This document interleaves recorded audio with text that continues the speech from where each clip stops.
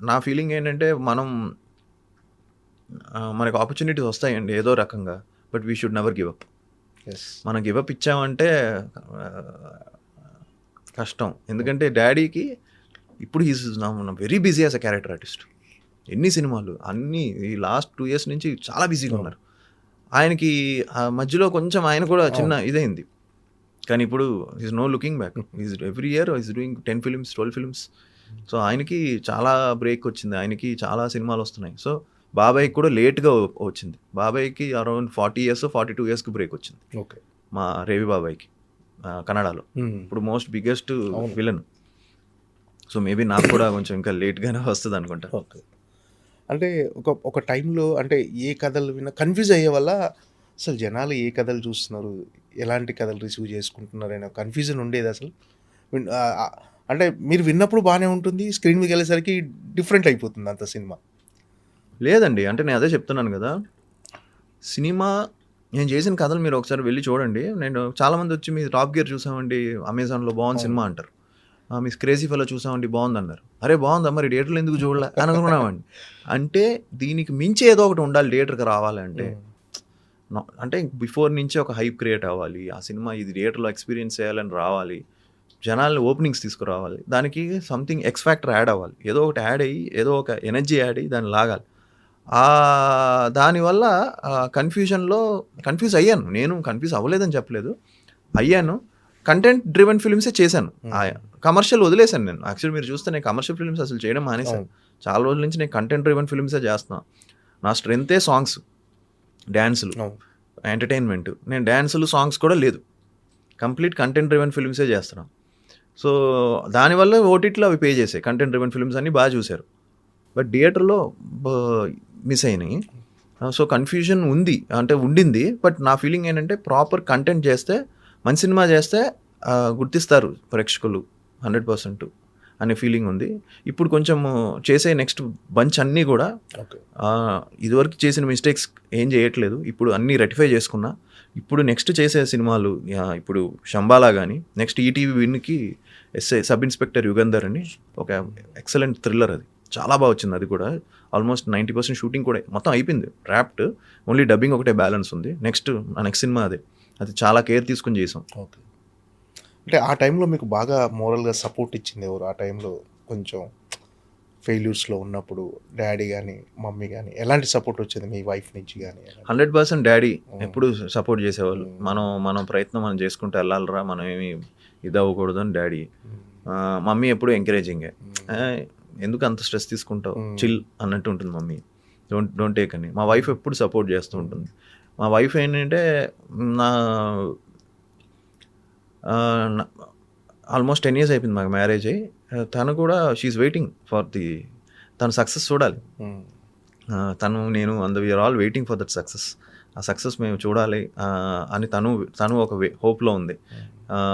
So అది maybe త్వరలో ప్రేక్షకులు ఇస్తారేమో మంచి సక్సెస్ శంబారా ద్వారా వస్తుందేమో. సో తను ఇప్పుడు వెరీ ఎంకరేజింగ్ అండి. తను కూడా ఏ రోజు కూడా ఎందుకు మనం ఎక్కడో మిస్ అవుతున్నాం అని కూర్చొని డిస్కస్ చేసినవి ఉన్నాయి, ఎంకరేజ్ కూడా చేసినవి ఉన్నాయి, లేదు ప్రాపర్గా చేయండి. తనకి ఈ సినిమా మీద మంచి హోప్ ఉంది.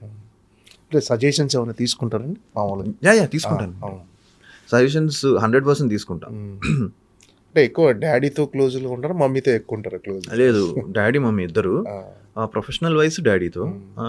ఇంకా ఏదన్నా కావాలన్నా ఏదన్నా ఉన్నా ఏదన్నా అంటే డాడీని అడగను, మమ్మీని అడుగుతాను. అందరిలాగా ఆల్ బాయ్స్ చేసేలాగా డాడీని అడగాలంటే చిన్న భయం ఉంటుంది అండ్ గిల్ట్ ఉంటుంది. డాడీని అడుగుతామని. పాప ఆయన కష్టపడి సంపాదిస్తున్నాడు కదా, మనం ఏం అడుగుతామని. ఓకే. ఓవరాల్గా ఇప్పుడున్న పొజిషన్ పట్ల హ్యాపీగా ఉన్నారా సార్? అంటే 2011లో లవ్లీతో కెరీర్ స్టార్ట్ చేశారు, మీ తర్వాత చాలామంది హీరోలు వచ్చారు.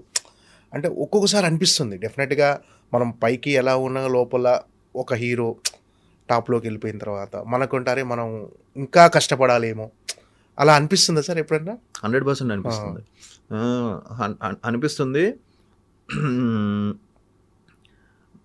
చాలా చాలా ఎఫర్ట్ పెట్టాలండి, ఇప్పుడు అంత ఈజీ కాదు అనిపిస్తుంది. ఎవ్రీ ఫిలిం అనిపిస్తుంది, ఇప్పుడే కాదు ఎవ్రీ ఫిలిము అనిపిస్తుంది. ఎవ్రీ ఫిలిం నేను హానెస్ట్గానే 200% పెట్టే చేస్తాను. ఎప్పుడు నా పెర్ఫార్మెన్స్ ఎప్పుడు డల్గా కానీ ఎప్పుడు నేను చేయలే. మ్యాక్సిమం నా ఎఫర్ట్స్ పెట్టే చేస్తాను. ఇప్పుడు ఉండే పొజిషన్ బాగుందా అంటే ఇప్పుడు 100% నేను నేను అనుకున్న అంటే నేను ఉండాల్సిన పొజిషన్లో ఇంకా లేదు. 100% లేను. అది ఉండాలి అంటే ఇంకా ఇంకా చాలా హార్డ్ వర్క్ చేయాలి, చాలా కష్టపడాలి. And at the same time ఒక ఒక ఒక బ్రేక్ రావాలండి. ఒక బ్రేక్ వచ్చింది అంటే మనం కూడా మనతో కూడా బడ్జెట్స్ అన్నీ మారుతాయి. అప్పుడు సినిమా స్పాన్ మారుతుంది. సినిమా స్పాన్ మారిందంటే ఇంకా బాగా తీయచ్చు సినిమాలు. ఇట్స్ నాట్ అబౌట్ రెమ్యునరేషన్స్ గురించి ఏమి నేను ఎప్పుడు పెద్ద రెమ్యునరేషన్స్ ఏం తీసుకుంది లేదు. ఫస్ట్ ఫిలిం నుంచి నేను మినిమం రెమ్యునరేషన్స్ తీసుకుంటూ వచ్చా. పెద్ద పెద్ద రెమ్యునరేషన్స్ కోట్లు నేను ఏ రోజు తీసుకోవాలా వెరీ ఫస్ట్ ఫిలిం అయిన తర్వాత కూడా నేను సెకండ్ ఫిలిం ఆల్మోస్ట్ ఫ్రీగా చేశాను. లవ్లీ ప్రేమ కావాలి ఆల్మోస్ట్ 10-15 కోట్లు గ్రాస్ చేసింది. అయినా కూడా నేను సెకండ్ ఫిలిం చాలా తక్కువ ఏమి పెద్ద అమౌంట్ తీసుకోవాలి. థర్డ్ ఫిలిం పెద్ద అమౌంట్ తీసుకోవాలి. సో అవన్నీ కూడా నార్మల్ మినిమం అమౌంట్స్తోనే చేసిన సినిమాలే. పెద్ద పెద్ద రెమ్యునరేషన్స్ పెద్దగా ఏం తీసుకొని చేసింది లేవు. ఓకే. బట్ దాన్ని ఏమంటామంటే ఒక బ్రేక్ పడితే నా ఫీలింగ్ ఏంటంటే ఒక హిట్ పడితే సినిమా స్పాన్ కొంచెం బెటర్గా పెద్దగా చేయాలి. కొంచెం ఇంకా బాగా చెప్పొచ్చు అంటే కథని కథలా చెప్పొచ్చు, కొంచెం గ్రాండ్గా చెప్పొచ్చు. ఆ గ్రాండియర్ మిస్ అయినా అంటే చాలామంది ప్రొడక్షన్ వాల్యూస్ కొంచెం తక్కువ ఉన్నాయి ఇలాంటివి మెసేజెస్ చూసా. కొంచెం ఇంకా బాగుంటే బాగున్నాం అని. సో అది బాగుండాలి అంటే మనకి ఒక మనతో పెట్టి సేఫ్ అయ్యే కాకుండా కొంచెం రిస్క్ తీసుకొని సినిమా తీసే వాళ్ళు వస్తే మనకి యాడ్ అవుతుంది, మనకి హెల్ప్ అవుతుంది. అంటే మీరు మీ రిజర్వ్స్ మోర్ అయినా కూడా అంటే చాలా సంవత్సరాల నుంచి కష్టపడుతున్నారు. అది యాజ్ యాక్టర్గా ఎప్పుడు ఫెయిల్ అవ్వలేదు. యాజ్ అ కంటెంట్ ఎక్కడన్నా మిస్ఫైర్ అవ్వచ్చు కానీ యాజ్ యాక్టర్గా ఎక్కడ ఫెయిల్ అవ్వదు. ప్రతి సినిమాకి మీరు అదే ఎఫర్ట్ పెడుతున్నారు. ప్రతి సినిమాకి ఒక కొత్త సినిమా అందించాలని మీరు తపన పడుతున్నారు.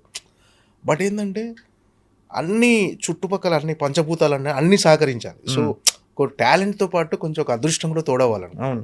సో ఇది మీరు బిలీవ్ చేస్తారా?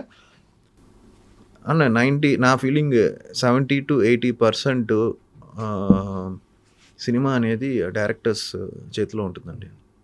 మనం ఎంత ఎక్స్ట్రాడినరీగా చేసినా ఎంత చేసినా ఫైనల్గా వచ్చేసరికి ఇట్స్ కంప్లీట్లీ మూవీ అనేది అంత ఈజీగా director is the captain. So main director మంచి డైరెక్టర్ పడాలి. మంచి డైరెక్టర్ పడితే ఆటోమేటిక్గా అన్నీ సెట్ అవుతాయి, అన్నీ కుదురుతాయి. డైరెక్టర్ కొంచెం ఆఫ్కి వెళ్ళిపోయిందంటే అది ఎటో వెళ్ళిపోద్ది సినిమా. అది ఎటో వెళ్ళిపోద్ది అది. సో డైరెక్టర్ని బట్టే ఉంటుంది సినిమా. ఆర్టిస్టులు అనే వాళ్ళు ఏంటంటే ఎవ్రీ యాక్టర్కి ఒక మంచి డైరెక్టర్ ఒక సర్టెన్ పాయింట్లో పడితే వాళ్ళు లైఫ్ మారుతుంది. నేను అబ్జర్వ్ చేస్తే మీరు చాలామంది కెరియర్స్లో చాలామంది స్టార్స్ హీరోస్ చాలా మంచి డైరెక్టర్స్తో పడిన తర్వాత వాళ్ళతో ఒక 2-3 సినిమాలు చేస్తే వాళ్ళకి అవి హిట్లు పడిన తర్వాత వాళ్ళ గ్రాఫ్ మారిపోయింది. So I feel movie is all about packaging. అది నేను నాకు బాగా క్లోజ్ ఫ్రెండ్ నాకు చెప్తూ ఉంటాడు ఇప్పుడు. ఒక మాస్ సినిమా చేస్తే ఒక ప్రాపర్ మ్యూజిక్ డైరెక్టర్ పెద్దోడు, ఒక ప్రాపర్ హీరోయిన్, కమర్షియల్ హీరోయిన్ పడాలి, ప్రాపర్ సెటప్ పడాలి, ప్రాపర్ విలన్ పడాలి. అప్పుడు నువ్వు ఒక మాస్ సినిమా చేసావంటే ఆ లుక్ వస్తుంది. సో ఇట్స్ ఆల్ అబౌట్ దాని ప్యాకేజ్.